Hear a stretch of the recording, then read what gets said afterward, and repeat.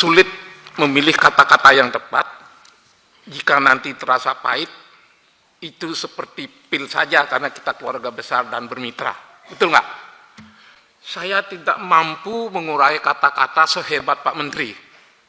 Orangnya ganteng, bahasanya halus, tapi tegasnya bukan main.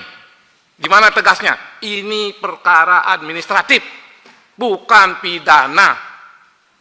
Tegas itu Pak. Tapi Bapak tidak pernah menyalahkan siapa-siapa. Hebat Bapak, luar biasa Pak Menteri.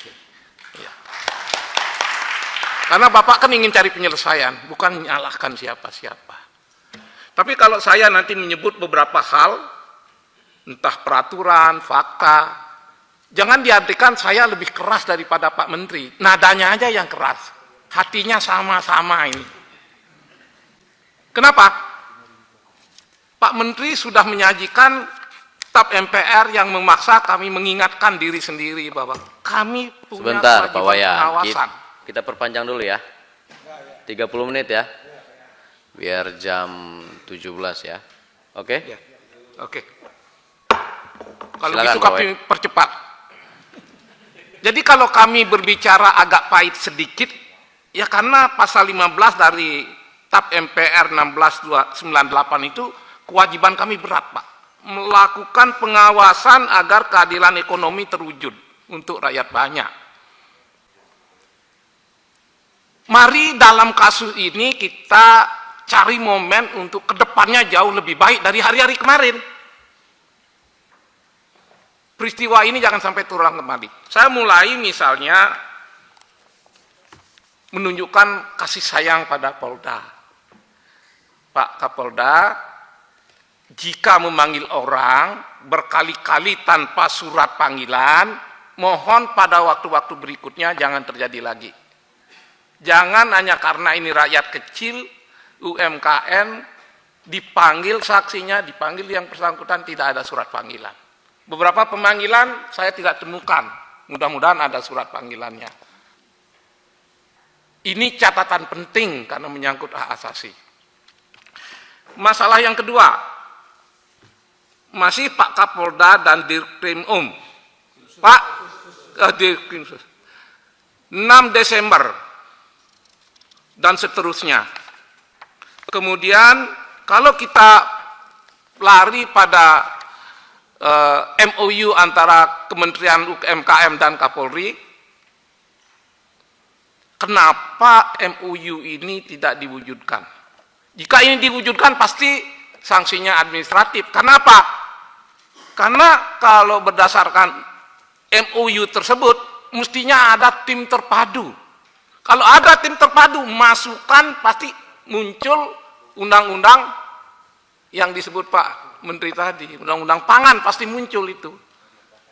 Karena tidak ada wujud nyata dari MOU ini, lalu tidak ada tim terpadu, inilah masalahnya. Saya ngomong begini supaya lain kali jangan terulang lagi, jangan terulang lagi. Kenapa?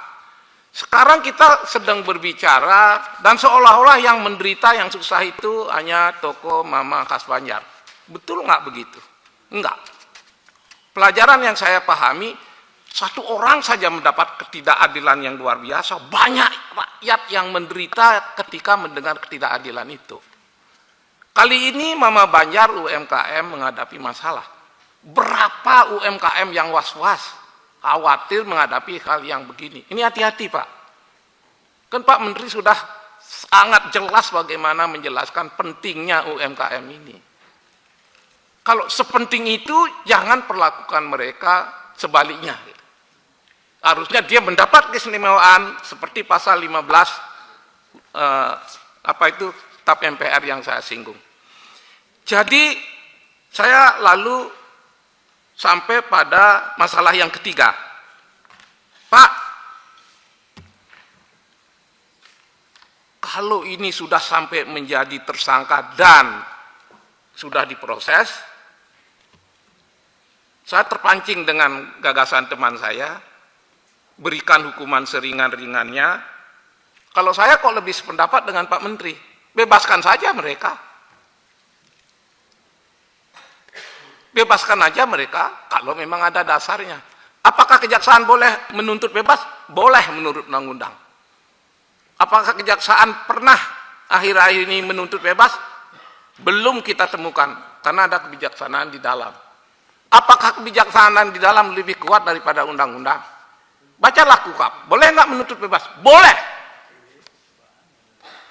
Kalau saya tidak setuju dihukum ringan, minimal dia dapat percobaan. Karena sekali lagi, ini masalah administratif. Mungkin saya yang salah, tidak cepat menangani kasus ini, sehingga proses pidana berlangsung gitu. Kalau kata Pak Menteri, nggak usahlah jaksa dan polisi disalahkan. Biar saya aja dah yang disalahkan.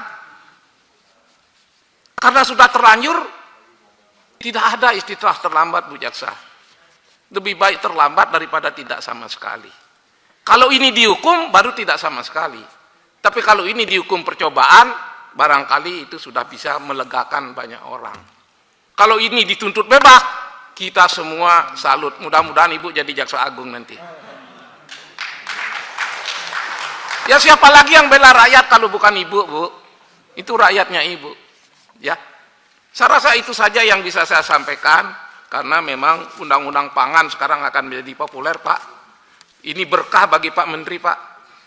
Mudah-mudahan besok-besok di semua Polda ini tidak akan menggunakan dan mendahulukan undang-undang konsumen ketimbang undang-undang pangan.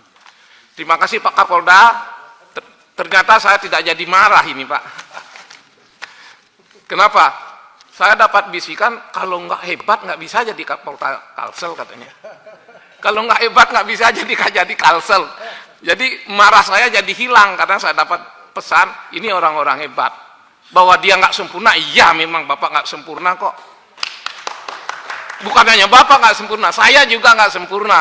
Cuman kali ini kok pas ketidaksempurnaan itu Bapak jalankan menghadapi UMKM yang sangat kita banggakan.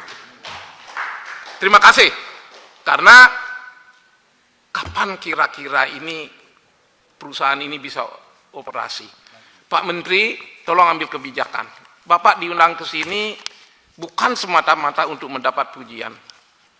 Kami melakukan pengawasan, pemerintah melakukan pengawasan. Khusus kali ini, saya kok ingin mengawasi langkah-langkah Bapak sesuai dengan undang-undang. Kapan perusahaan itu bisa operasi lagi, karena karyawan menunggu. Langganan-langganan mereka juga sekarang rezekinya berkurang.